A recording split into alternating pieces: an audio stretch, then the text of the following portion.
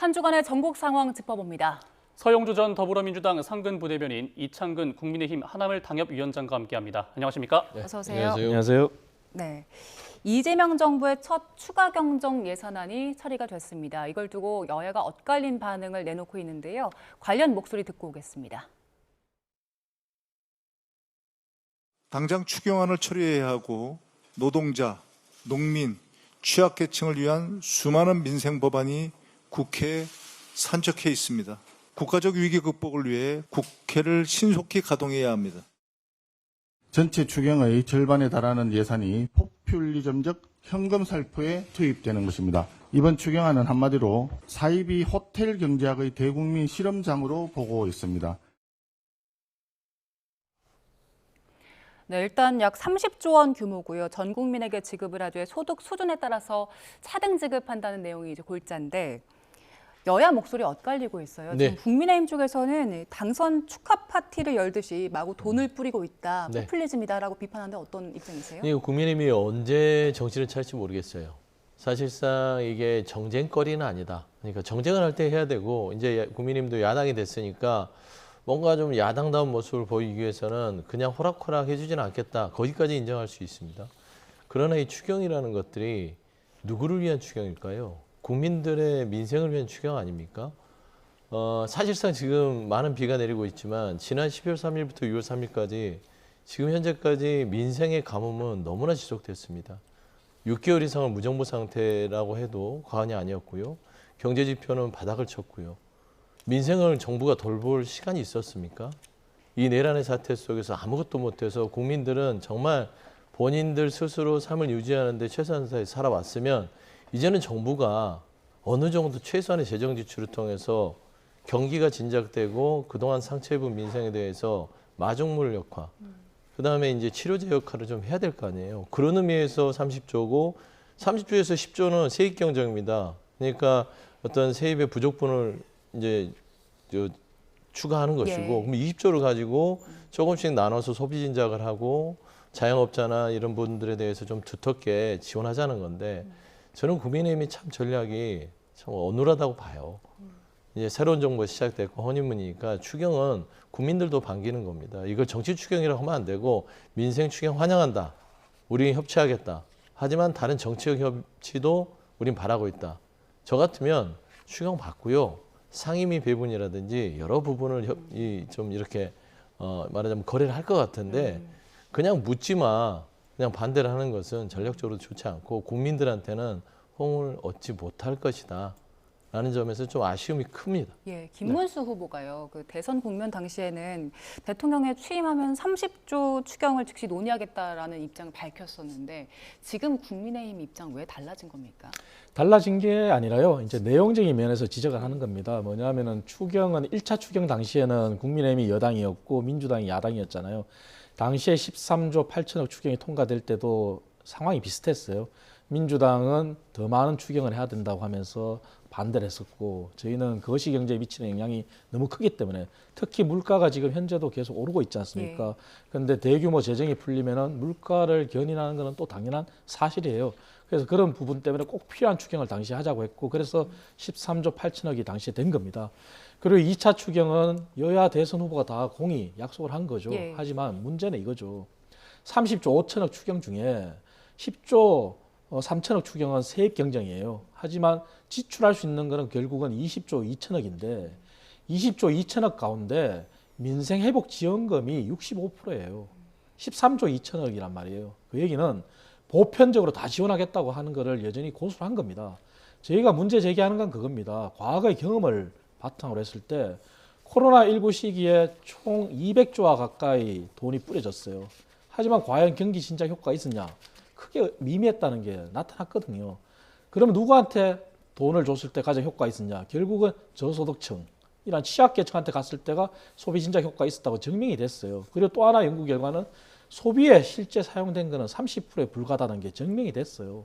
그렇다면은 전체 20조 2천억 가운데 13조 2천억의 돈을 뿌리는 건 좋지만 왜 꼭 상위 소득 10%한테도 줘야 되느냐 이거죠. 상위 10% 안에는 결국 삼성전자 이재용 회장도 들어가고 대기업 총수들이 다 들어갑니다. 그렇다면 그 10%도 다시 더 쪼개서 정말 초초초 상위는 과연 15만 원이 필요하냐. 그런 걸 문제 제기하는 것이고요. 그러면은 취약계층한테 더 두텁게 지원할 수 있는 거잖아요. 그리고 두 번째 부분은 소비에 정말 진작을 하기 위해서 민주당 이재명 대통령이 얘기하는 것처럼 돈이 도는 경제학이 되려면은 정말 소비할 수 있는 데를 한정해야죠. 취지대로 지역 상권 예. 그런데 취약계층에게 돈이 갈 수 있도록 한정을 하자는 거죠. 근데 지금 형태로 다 풀어주면은 과거 우리 경험한 것처럼 전체 규모의 30%만이 소비 진작이 됐다는 거예요. 그럼 70%는 효과가 없었다는 거거든요. 그러한 부분을 저희가 지적하는 거기 때문에 그런 부분은 여야가 국회에서 논의할 때 민주당이 과감히 검토를 하고 또 연구 결과라는 거는 학자들이 수없이 검증을 한 데 따른 결과거든요. 그렇다면 존중을 해야 됩니다. 그래서 그러한 부분에 대한 지적인 거죠. 그래서 이거는 포퓰리즘식으로만 갈 게 아니라 추경하는 건 좋다. 하지만 내용적인 면에서는 좀 바꿀 필요가 있다는 걸 지적하는 거죠. 네, 이 부분과 함께 뭐 예결위, 법사위원장 등 원구성을 둘러싼 입장차도 협상을 좀 어렵게 하고 있다라는 우려가 나오고 있는데 네. 여기에 대해서는 좀 어떻게 생각을 하십니까? 그래서 제가 국민의힘이 전력이 없구나. 새로운 지도부는 여전히 그 집안 정리도 안 된 상황이라서 바깥에 전략을 세우지 못하는 것 같아요. 지금 현재 국민의힘이 집안 싸움이 제대로 뭐 정리도 안 됐지 않습니까? 여전히 탄핵을 반대하는 측에서 다시 한번 지도부를 구성했기 때문에 뭐 인사 검증뿐만 아니라 대외적으로도 여당과의 협치 부분들이 굉장히 어눌한데 사실 지금은 계속해서 뭐 아까 이창근 위원장께서도 얘기했지만 그런 문제 제기할 수는 있습니다. 얘기하는 것과 지금 현재 뭐 이재명 대통령이 후보 시절에 얘기했던 호텔 경제학 부분을 내세워서 또 정쟁으로 시비를 거는 거잖아요. 지금 이창근 위원장은 시비를 거는 게 아닙니다. 이런 부분에서 문제가 있으니 이걸 좀 두텁게 보완하는 게 어떻겠습니까? 이거는 야당으로서 할 수 있는 굉장히 따지고 보면 건전한 예. 어떤 비판일 수 있죠. 그런데 송원석 원내대표 지금 자료화면 보셨잖아요. 저게 대안입니까? 시비잖아요.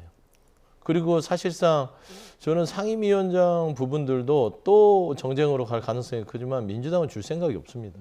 사실 지금 현재 송원석 원내대표나 지도부는 첫 국정부터 발목 잡기를 하겠다 마음먹은 것 같다. 그랬을 때는 사실 정해진 원칙대로 전반기 2년 동안은 민주당이 가져온 상임위원장을 하고 그러면 하반기 때 논의하자. 이렇게 하면 되는 것이고요. 협치의 틈은 본인들이 만드는 것이지 민주당이 정권을 잡았다고 해서 주는 게 아닙니다. 돌이켜봤을 때 윤석열 정부는 어땠습니까? 720일 만에 야당 대표 이재명 대표를 만났죠. 하지만 이재명 대통령은 18일 만에 만납니다. 그러니까 이렇게 손을 벌림에도 불구하고 본인들이 걷어차면 얻을 수 있는 게 없을 것이다. 저는 그런 측면에서는 상임위원장에 대한 어떤 논의, 저는 거의 제로 베이스에 시작하고 있다 생각합니다. 앞서 소장님께서 추경 같은 건 국민의힘 쪽에서 좀 받고 상임위 같은 걸 좀 협상하면 어떠냐라는 말씀을 주시기도 했었는데 혹시 그러면 그렇게 된다면 그 논의가 좀 가능해집니까? 법사위원장. 그러니까 아예 제로의 가능성에서 한 5%에 10%의 협상의 여지는 벌릴 수 있는 거죠. 그리고 인사청문회에 있어서 검증 과정에서의 그냥 어깃장식 발목 잡기가 아니라 어느 정도 이해가 될 수 있는 수준에서의 검증을 해가면서 협치를 한다면 22일 날 대통령께서 여야 원내대표를 만나서 또 여러 가지 이야기를 하지 않습니까? 그러면 그 자리에 갔을 때 목소리만 높이고 오면 국민의힘이 협상력을 발휘할 수 있을까요? 현실이 지켜야 됩니다. 의석수가 적어요. 그렇잖아요. 예. 본인들이 아무리 목소리를 높여도 민주당 의석수를 입법부에서 이길 수 없고요. 행정부도 정권을 잡고 있는 건 이재명 대통령입니다. 그런데 이재명 대통령은 협치할 테니까 우리 잘해봅시다. 계속 이렇게 유화책을 하는데 계속 송원석 원내대표처럼 이 추경 자체도 민생을 위한 추경임에도 불구하고 이렇게 정치적으로 소재를 삼는다. 그러면 협상을 못 해버리면 이건 본인들 스스로 밖을 걷어차는 결과다. 그래 보입니다. 예. 내일 이재명 대통령이 여야 원내대표와 이제 오찬 회동을 할 텐데 여기서 송원석 원내대표가 어느 정도 좀 타협의 실마리를 찾을 수 있을까요? 어떤 요구할 거라고 보세요? 내일 뭐 전반적으로 크게 구체적으로 얘기하기는 힘들 거예요. 하지만 이재명 대통령이 지금까지 보여준 말씀대로 따른다면 협치를 강조했고 정치 복원을 강조했잖아요. 그렇다면 큰 방향에서 어떤 비공개 상태에서 얘기는 오갈 수 있을 거라 생각합니다. 하지만 여전히 원내의 협상권은 김병기 원내대표한테 있는 것이고 그리고 민주당이 다수당이잖아요. 그렇다면은 과거의 원칙을 저는 한번 좀 되돌아보자 이 얘기를 드리고 싶은 게 그간의 국회에는 관행이라고 했지만 그 관행이 사실은 관습업법처럼 정착된 겁니다. 예. 1당은 국회의장을 가져가고 2당은 법사위원장을 가져가는 게 왜냐하면 우리나라는 상원 하원이 없어요. 그렇다면 법사위가 상원의 역할을 하는 거거든요. 그렇게 관례로 잘 잡아왔고 하지만 지난번에는 윤석열 정부 때 작년 총선 끝나고 나서 왜 그렇게 됐냐. 1당은 민주당이죠. 2당은 그러면 국민의힘이에요. 그러면은 2당의 국민의힘이 법사위원장을 가져가는 게 당연했어요. 하지만 야당이라는 그러한 이유 때문에 또 법사위원장을 가져간 게 있거든요. 그렇다면 이번에 원칙은 2당도 국민의힘이 맞는 것이고 또 조기 대선이 불가피하게 있었기 때문에 야당이 됐잖아요. 야당이 또 국민의힘이 맞는 것도 예. 마찬가지거든요. 그러니까 그 두 가지 원칙을 따지더라도 법사위원장만큼은 민주당에서도 그리고 이재명 대통령이 협치를 얘기했기 때문에 그다음 큰 틀에 과거 역사를 기울여 봤을 때도 맞다. 그러한 방향을 한번 제고해달라. 이런 정도의 얘기는 뭐 제가 지금 하듯이 할 수 있을 것 같고요. 그럼에도 불구하고 말씀드렸지만 협상권은 원내대표한테 있는 거죠. 그래서 결국은 이재명 대통령이 대통령이라 하더라도 방향을 제시하더라도 예. 협상권은 민주당 원내대표한테 있기 때문에 좀 더 대승적으로 내일 오찬 이후에는 좀 더 대승적으로 나서달라 이런 말씀을 드리고 싶습니다. 네, 여야 회동 관련해서 조금 더 들어가서 그 문재인 정부 때는 취임 9일 만에 이루어졌고 네. 윤석열 정부에는 취임 720일 만에 이루어졌고 현재 이재명 대통령 정부에서는 취임 18일 만에 이루어졌거든요. 이게 어떤 의미로 좀 봐야 될까요?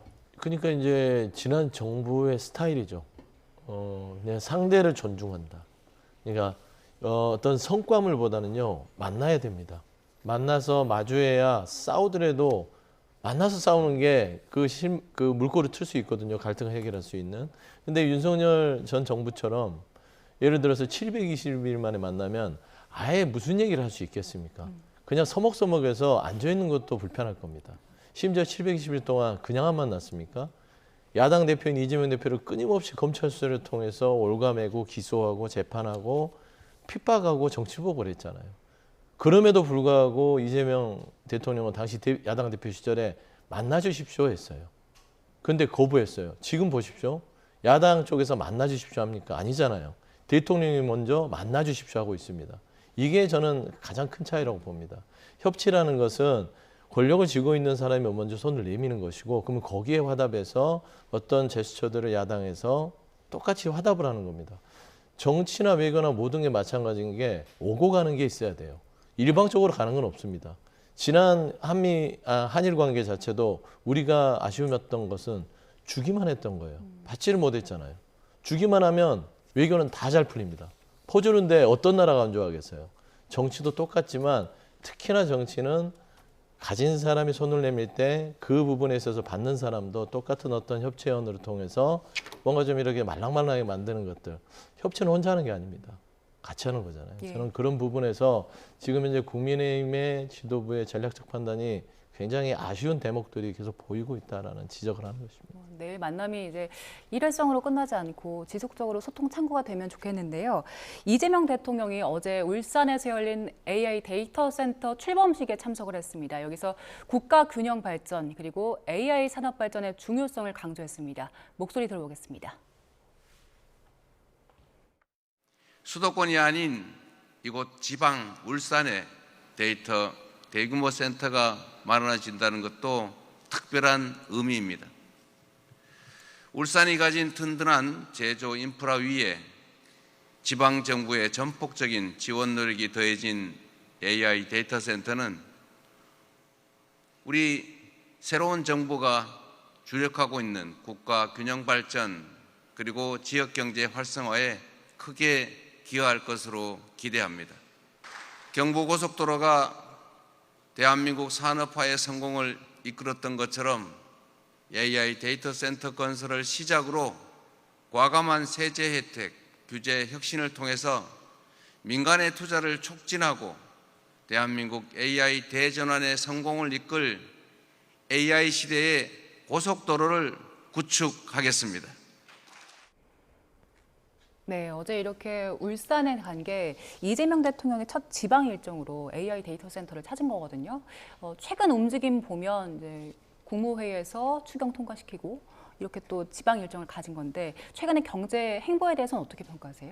저는 바람직한 행보라고 평가하고 싶습니다. 그리고 이재명 대통령이 야당 대표하고는 다르게 대통령이 되고 나서는 아마 상황이 바뀌었다. 그리고 본인도 실감하고 있다고 생각해요. 왜냐하면 야당 대표 시절에는 당시에 윤석열 정부에서 추진했던 반도체 특별법이라든지 그리고 전력망과 관련된 전력망 고속도로법 이것을 굉장히 처음에는 반대를 했었죠. 하지만 어저께 지방에 가서 AI 고속도로를 얘기하셨어요. 아마 상황이 대통령이 되고 나서 대한민국 전체를 봐야 되기 때문에 아무래도 달라지셨을 거예요. 그래서 어제 계기가 처음 시발점이었다면 앞으로 더 민생 현장을 저는 찾으시라는 말씀을 드리고 싶어요. 그리고 다만 한 가지 더 말씀드리고 싶은 것은 이거예요. AI가 후보 시절부터 강조를 하셨고 그리고 AI에 가장 필요한 게 데이터 센터고 어제 데이터 센터는 동북아 AI 데이터 센터로 키우겠다는 그러한 야심찬 포부가 있는 거잖아요. 그건 정부가 더 뒷받침을 해줘야 돼요. 뒷받침은 결국은 제도적인 뒷받침이거든요. 그 얘기는 우리나라의 규제가 아직까지 여전히 해외와 비교했을 때 많이 있잖아요. 그러한 부분을 과감히 풀겠다는 그런 제스처를 취해야 되고요. 그리고 무엇보다도 노동시장의 유연성이에요. 하지만 문재인 정부 때부터 이어진 최저임금의 급격한 인상이라든지 주 52시간의 경직성 이런 부분을 빨리 풀어줘야 돼요. 그래야지만 어제 AI 센터가 데이터 센터가 동북아 허브로 크는 데 있어서 장애물이 없어지는 거거든요. 일례로 OECD 국가와 비교했을 때 우리나라는 과학 인재가 유출이 유입보다 많은 국가예요. 작년 한 해만 보더라도 AI 관련한 인재가 유출된 게 마이너스 0.36명이에요. 그 얘기는 해외로 다 떠난다는 얘기거든요. 왜 그렇게 했습니까? 결국은 노동시장의 경직성, 그런 규제 때문에 정착을 못하는 거거든요. 그래서 이러한 부분들을 이재명 대통령이 이제 대통령이 되셨고 현장을 가셨으니까 뭐가 잘못됐는지 그런 부분을 아실 거예요. 그래서 과감하게 그런 부분도 앞장서서 철폐해 주신다면은 아마 민생 행보에 이어서 박수를 받는 그러한 장면이 계속 연출될 거라 저는 생각합니다. 예. 네, AI 데이터 센터 방문 이후 이재명 대통령은 울산시장을 찾아서 민생 현장을 둘러보고 코스피 3000 시대를 기대감을 강조하기도 했는데 여당에서는 이거 어떻게 보고 있습니까? 일단 출발이 좋다. 보통 우리가 속담에서 시작은 반이다 그러잖아요. 그런데 이재명 대통령께서 코스피 5000 시대를 공언하셨고 그 공언을 조롱하던 국민의힘의 어떤 인사들도 꽤 있었습니다. 말이 되는 소리를 해라. 하지만 현실적으로 며칠 만에 코스피 3000이 돌파했습니다. 물론 이제 이재명 대통령 혼자 한 건 아니지만 국내 여건이라든지 뭐 투자자들의 여러 가지 상황이 좋아지고 뭐 경기 부양책에 대한 요인도 있었겠으나 저는 그 나라의 대통령이 어떤 의지를 가지고 가는 거 예를 들어서 명확하게 이런 시그널을 줬을 거예요. 부동산 불패에서 주식 불패로 가는 그런 신호가 아닐까. 언제까지 부동산 투기를 통해서만 돈을 벌 수 있고 1억 천금을 얻을 수 있다는 것보다는 주식이라는 정당한 분석과 경제적인 어떤 판단 속에서 주식으로도 배당금으로도 먹고 살 수 있는 시대를 만들겠다라는 어떤 신호가 굉장히 주식 투자자들에게 어떤 시장으로 들어올 수 있는 유입 조건이 된 것 같아요. AI하고도 거의 비슷한 겁니다. 이게 다 연계가 돼 있는 것이고 그래서 이재명 대통령이 워낙 또 주식에 대한 공부를 많이 했고 그러다 보면 경제학적 공부를 많이 할 수밖에 없는 거거든요. 그래서 AI 부분들도 이게 기업의 아주 좋은 신호탄이에요. 데이터 센터가 생기면 그거는 기업과 이 연계가 안 될 수가 없습니다. 데이터 센터를 중심으로 해서 그거를 수용하는 사람들은 왜냐면 AI 플랫폼 기업이나 스타트업 기업들이 거기에서 상주할 수밖에 없고 그 데이터 센터의 어떤 운영을 통해서 이 광역 도시권에 있어서 발전들이 오는 것이죠. 박정희 시대의 SOC가 경부고속도로라면 이제는 대한민국의 형태와 질이 AI의 고속도로를 통해서 조금 이제는 국가 SOC가 변하고 있다. 저는 IT 강국인 대한민국이요. 이상하게 AI 강국이 아직 안 됐어요. 그 부분에 대해서 아마 이재명 대통령은 우리가 이제 IT 강국처럼 AI 강국으로 도약을 하면 향후 10년, 20년 먹거리를 만들 수 있다는 구상에서 하는 어떤 여러 가지 행보이기 때문에 저는 그런 행보들이 시장에 반영된 지수가 코스피 3000 아닌가 싶습니다. 네, 알겠습니다. 김민석 국무총리 후보자 관련 의혹, 논란도 좀 짚어보겠습니다. 김민석 후보자가 수입을 축소했다는 의혹에 대해서 경조사 그리고 출판 기념회를 통한 별도의 소득이 있었다라면서 큰 문제는 없다라고 해명을 했는데요. 김민석 후보자의 목소리를 직접 들어보겠습니다. 제가 하다 보니 그 기간 동안에 경사도 있었고 결혼도 있었고 또 예. 조사도 있었고 예. 출판 기념회도 2번 있었고 예. 그러면 대충 그 생각하실 수 있는 국회의원들이 그런 경우를 했을 때 하는 통상적인 액수가 있지 않습니까? 예. 그런 것만 맞춰봐도 그게 그냥 맞습니다. 통상적인 액수가 있다고 했는데 그 맞춰봤을 때 맞는 게 맞습니까? 어떻습니까? 저는 김민석 총리 후보 내정자가 해명을 거듭할수록 오히려 궁지에 더 몰린다 이렇게 봅니다. 왜냐하면은 지금도 해명이 전혀 숫자가 맞질 않아요. 본인이 추징금을 부과받은 게 2005년도에 2억, 그리고 2010년도에 7억 2천이에요. 2005년 거는 빼더라도 2010년도에 7억 2천, 그리고 본인이 헌금을 했다는 게 2억이에요. 그리고 본인의 재산이 늘어난 게 마이너스에서 플러스로 전환돼서 재산이 늘어난 게 8억이에요. 그 세 가지만 합쳐도 17억이에요. 근데 수입은 본인이 5년 동안 국회의원 세비 5억이 다예요. 그리고 본인이 빌려서 차입을 일으켰다는 1억 4천을 포함하더라도 6억 4천이 다예요. 예. 근데 어저께 해명이 출판기념회와 경조사 얘기했는데 예. 본인의 경조사는 또 축의금을 사양한다 그랬어요. 그러면은 출판기념회로 들어온 돈이 6억 이상이어야 된다는 소리거든요. 사실 그게 맞나요? 저는 맞지 않다고 봐요. 여전히 비는 금액이 있어요. 그래서 본인의 해명은 그렇게 돈을 끼워 맞추기 식으로 해명할 게 아니라 본인이 성실히 이자를 납부했다. 그 이자를 납부한 계좌 이체 내역. 그리고 당연히 추징금을 상환했는 거는 상환 날짜가 있을 거 아니겠습니까? 현금으로 추징금을 납부하지는 않잖아요. 그렇다면 거기에 대한 상환 거래 내역. 그리고 차입을 상환했다는 거 원금 상환 내역. 이런 계좌 내역을 공개하는 게 오히려 더 투명하다.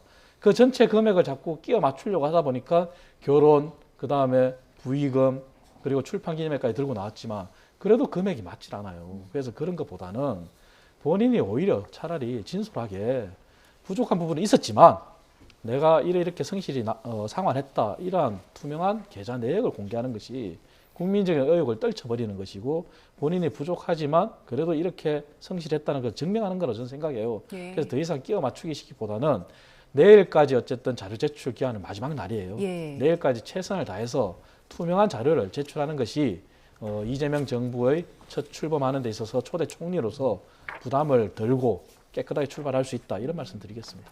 주진우 의원 같은 경우에는 이거 현금 6억 재산 등록 누락했다면서 공직자윤리법 위반했다라고 주장을 하고 또 대통령의 사과를 요구하기도 했거든요. 이 김민석 후보자가 내일까지는 이 계좌에 대해서 좀 투명하게 공개를 할 가능성도 있습니까? 아마 21일까지가 자료 제출 기한이고 제가 파악한 바로는 인사청문 준비팀에서 이미 다 명확하게 소명 자료를 준비해놨다.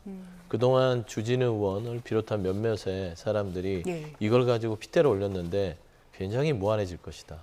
라는 것이거든요. 그러면 저는 주진우 의원한테 묻고 싶어요. 본인이 그동안 주장했던 바에 있어서 겉핥기식이거든요. 돈 쓴 사람이 제일 잘 알고 돈에 대한 수익과 지출을 한 본인이 제일 잘 알지 주진우 의원이 잘 알겠어요? 겉으로 보고 계속 지적하는 거잖아요. 그랬을 것이다. 그건 아니다. 이거는 부정한 돈이다. 공직자윤리법 위반이다. 이거는 나중에 그러면 주진우 의원은 사과할 겁니까? 그러면 주진우 의원이 이런 잘못이 됐으면 누가 그러면은 지금 김민석 후보자에 대해서는 대통령 사과를 하면 주진우 의원은 본인의 예전에 주군이었던 윤석열 전 대통령이 사과해야 되나요? 저는 이런 부분에 있어서 검증은 좋으나 좀 명확하고 타격감 있고 국민들이 보기에도 아 맞네 주진우 의원 말이 맞고 김민석 총리 후보자 말이 틀려 라고 할 만큼 명확한 증거들을 제시해야 되는데 그런 게 없어요. 예를 들어서 아까 말씀했듯이 경조사 비중에 축의금 받지 않습니다. 결혼들 많이 옆에서 보잖아요. 제 주변에도 축의금 받지 않습니다 하면 축의금 안 들고 갑니까? 들고 갑니다. 지인인데 그렇잖아요. 그냥 그게 어떤 그 예의상 그렇게 하는 분도 있기 때문에 부담 갖지 말고 오세요로 들리는 것인데 저는 사실 이 부분이 공개돼서 수입 지출이 맞아 떨어졌을 때 제발 또 어떤 부분을 가지고 꼬투리 잡는 식의 인사청문이 되지 않았으면 좋겠다. 20일에 자료를 제출, 그다음에 24일, 25일 날에 총리 청문회에서 모든 게 명백하게 밝혀질 것으로 보입니다. 예. 지금 민주당이 지금 말씀하신 것처럼 주진우 의원이 가장 적극적으로 공세를 펼치고 있기 때문에 역공을 나선 상황인데 차라리 주진우 의원을 뭐 법무부 장관으로 추천을 해서 검증을 받게 하자, 청문회를 받게 하자 이런 이야기까지 나오고 있어요. 민주당의 역공에 대해서는 어떤 입장이세요? 서로 국민들 앞에서 차마 보여주지 말아야 될 모습을 보여주고 있다 저는 생각합니다. 희화화하는 거잖아요. 그리고 이번 사태가 주진우 의원은 검증청문위원이에요. 그렇기 때문에 당연히 검증과 관련된 그러한 행위는 할 수 있어요. 하지만 주진우 의원의 그러한 검증 공세가 마음에 들지 않는다고 해서 총리 후보 내정자의 검증을 주진우 후보에 대한 검증으로 그렇게 사태를 전환하는 것은 저는 맞지 않다고 봐요. 두 사람 간에 뭐 한준호 의원이나 주진우 의원 간에 예. 서로 고소 고발은 그건 법정에서 다툴 문제예요. 그렇다면 국민들이 보시기에 국회잖아요. 그렇다면 국회에서는 총리 인사청문회 관한 거기에 충실한 모습을 보여줘야 된다고 생각해요. 그래서 주진우 의원도 예. 본인의 권한을 행사하는 건 좋지만 본인이 희화화될 정도로 그렇게 서로 인신공격성 그런 고소 고발 난뭐 이거는 법정에 가서 다투고 개인적으로 지금 국민들이 궁금해하는 것은 24일, 25일 인사청문회잖아요. 예. 그 청문회 그런 어떤 품격에 맞게 그렇게 국회의원으로서 행동을 해야 된다고 생각하고요. 이번 사태가 마치 향후에 인사청문 검증위원회 검증이 필요하다. 다시 말해서 인사위원 청문위원으로 들어가기 위해서는 예. 검증을 받아야지만 검증위원이 될 수 있다. 이런 선례도 딱 남겨서는 안 된다고 생각해요. 그런 선례가 남겨질까 봐 민주당의 행동도 우려스럽고 그래서 국민의힘이나 민주당이나 지금은 총리 후보 내정자에 대한 인사청문회에 주어진 권한 안에서 본인들이 최선을 다하기를 바란다. 저는 그런 말씀드리겠습니다. 네, 그런데 저희가 나눈 이야기들을 이제 가지고 검찰도 수사에 나선 상황인데 김민석 총리 후보자 수입 축소 의혹과 관련해서 접수된 고발 사건이 이게 중앙지검에 배당이 됐더라고요. 이게 네. 어떻게 좀 봐야 되겠습니까? 지금 윤석열 정부의 검찰이 아직 존치하고 있죠. 심우정 검찰총장이 있는 것이고 심우정 검찰총장도 여러 가지 의혹들이 있고 비화폰에 대한 여러 가지 뭐 수사의 대상일 수도 있는 것이고 심지어 윤석열 정부에 있었던 검찰들은 김건희 씨에 대한 수사가 얼마나 어처구니 없었는지가 드러나고 있는 상황임에도 불구하고 마지막 발악을 한다라고 평가들을 받고 있어요. 총리 후보자입니다. 이종배 시의원인가? 예. 서울시의원이죠. 그분이 고발장을 접수했는데 총리 후보자 청문회가 진행 중인데 수사를 진행한다. 이건 의도적이고 악의적인 것이죠. 저는 이런 부분에 있어서 좋습니다. 마지막 발악은 할 수 있으나 그 책임은 반드시 져야 될 것이다. 저는 이 사실 자체에 대해서 일반인들도 이렇게 고발장이 접수되면 즉각 수사를 하나? 그러면은 국민의힘 의원들 한 주진우 의원부터 시작해서 한번 고발해 볼까요? 언제 수사에 착수하는지. 고발장이라는 것은 그게 수사에 착수할 수 있느냐 없느냐는 검찰이 판단하는데 그럼에도 불구하고 수사에 착수했다는 것은 굉장히 악의적이고 의도적이라는 점에서 추후에 예. 그 부분의 배경을 한번 살펴봐야겠다 생각합니다. 알겠습니다. 자, 그리고 이종석 국정원장 후보자에 대한 얘기도 좀 해볼게요. 어제 원래는 이제 정보위 회의가 열려서 거기에서 그 국정원장 후보자 인사청문 보고서 채택이 돼야 되는데 회의가 취소가 됐습니다. 이거는 어떻게 된 겁니까? 저는 뭐 원내 전략에 따라서 국무총리 후보 내정자 인사청문회 그리고 상임위 배분 그리고 국정원장 인사청문 보고서 채택 이게 다 연결돼서 원내 전략으로 그렇게 했다고 생각은 합니다. 하지만 저 개인적인 판단으로는 어제 국민의힘이 그렇게 결정한 것은 잘못됐다 저는 생각해요. 왜냐?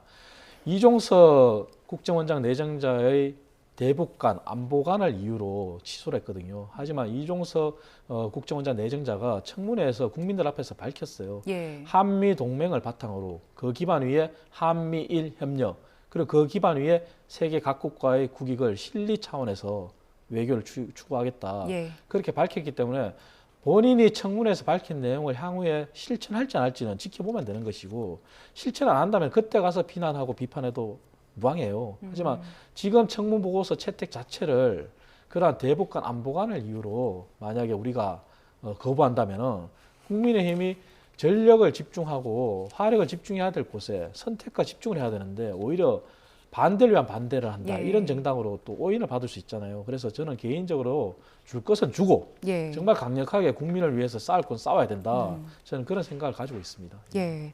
민주당에는 어떤 입장이세요? 앞서 제가 얘기했듯이 국민의힘이 굉장히 어리석은 전략을 쓰고 있다. 지금 김민석 총리 후보자를 흔들면서 화력을 그쪽으로 가고 있는데 그러면은 이종석 국정원장도 이렇게 불채택하고 참석도 안 하고 어깃장을 놓는 걸 보면 국민들이 어떻게 생각할까요? 민주당을 어렵게 하는 거는 중요하지 않아요. 그거는 당연히 야당이니까 여당에 대해서 투쟁을 한다고 할 수 있겠죠. 근데 우리가 잊어먹어서는 안 되는 건 국민들 앞에 앉아 있다라고 생각해야 됩니다. 예. 본인들의 행위가 과연 국민들이 보기에 그 불채택 할만해 라는 사유를 만들어서 그렇게 한다면 잘하고 있어 하겠지만 그런 상황도 아님에도 불구하고 발목 잡기식의 행태를 보이면 혀를 찰 거예요. 아이고 바뀌는 게 없구나. 또 그냥 국정 발목 잡기 하려고 아무 이유 없이 묻지마 어떤 거부를 하는구나. 이렇게 보이면 국민의힘은 첫 지도부부터 시작이 좋지 않다. 그러면은 김민석 총리 후보자에 대한 어떤 검증도 발목 잡기구나. 이종석 국정원장도 발목 잡기구나. 그냥 다 발목 잡기구나. 이러면은 뭐 국민의힘이 어떤 힘을 발휘할 수 있겠습니까? 야당은 특히나 당원들의 힘도 필요하겠지만 국민들로 나가야만 야당답게 힘을 발휘할 수 있거든요. 저는 시작부터 반이 더 줄었다. 그래 봅니다. 알겠습니다. 오늘 말씀은 여기까지 듣겠습니다. 서영조 전 더불어민주당 상근 부대변인, 이창근 국민의힘 하나물 당협위원장 두 분과 함께했습니다. 고맙습니다.